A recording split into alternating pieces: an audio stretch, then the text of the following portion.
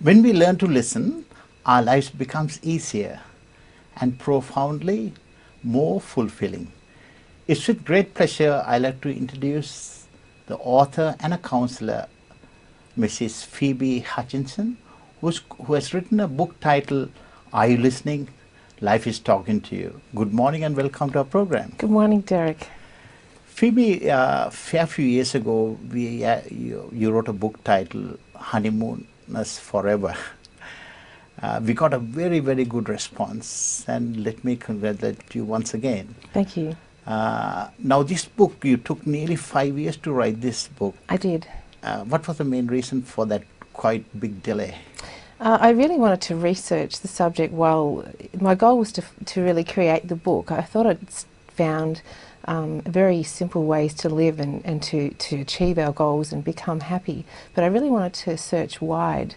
So I started looking into quantum physics, psychology, counselling, business, finances, many ways to really pull together a really great strategy, which is now working amazingly well with depression and anxiety. Okay. Now, talking about depression, what sort of advice can you give our viewers about depression? Well, I think advice, I would certainly recommend if anyone has depression that they do see a doctor, they get help. And I also recommend, of course the doctor would recommend normally antidepressants. I think that's an essential part of getting help with depression. I also think people need to go beyond just the medication and actually look into seeing the psychologist. In Australia there's a mental health plan.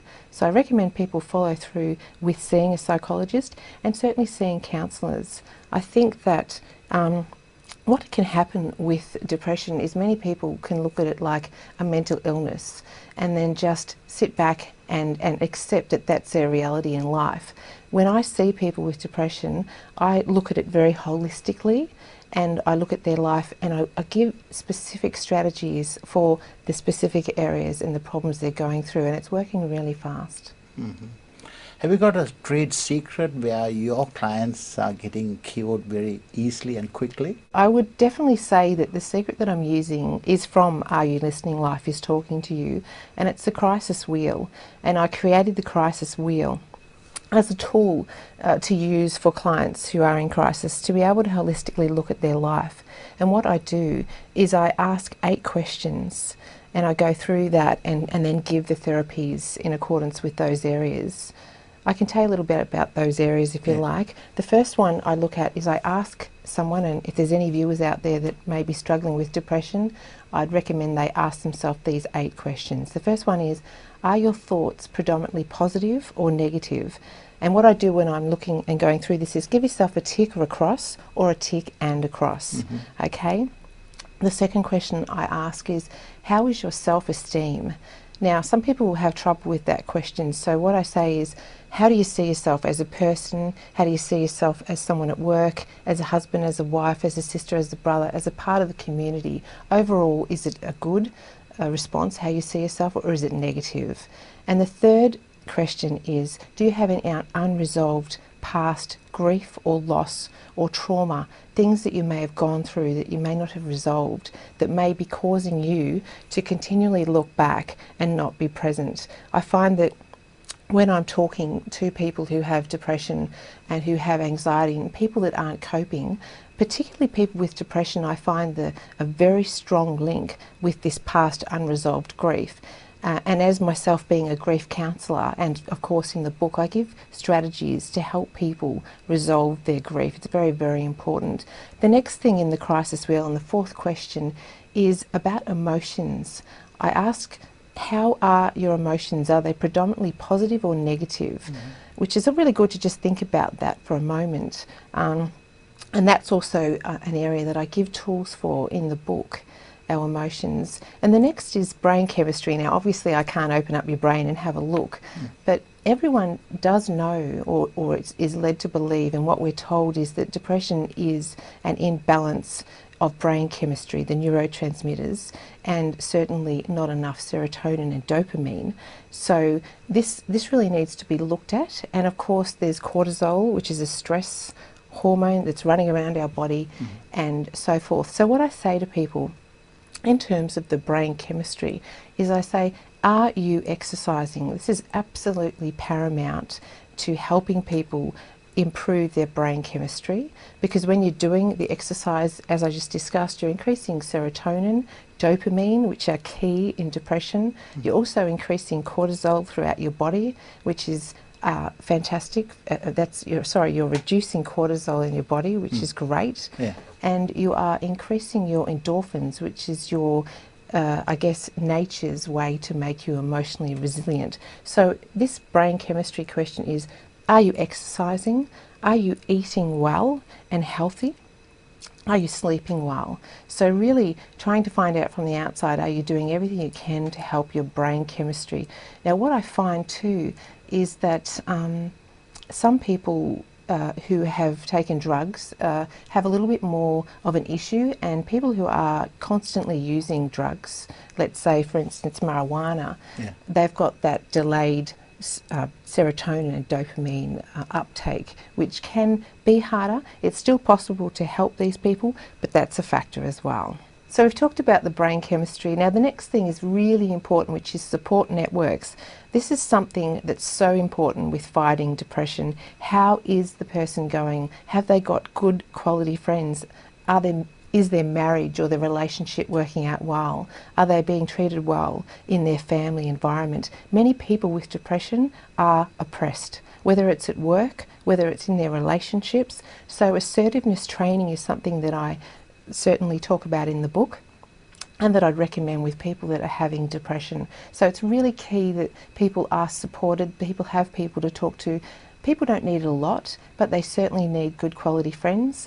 And when I'm talking to men, it's not about having a lot of men they can go out and have big long chats with. It's just about, I say to men, have you got people you can just go and stand in front of a fire and have a beer and just, you know, really just relax. Men need to be with men. I see many men who are in relationships and for some reason have just really stopped socialising and they've shut themselves off. So socialising and having great relationships is very key, and I find that's a common link, as I was saying before, the link with the certainly with the past trauma being unresolved, and of course now with the relationships. That's very, very common in depression. So I work with helping people with grief, and I talk about that in the book, helping people with relationships. And then of course after relationships is passion. I have one client who I believe would not be alive if it weren't for his passion.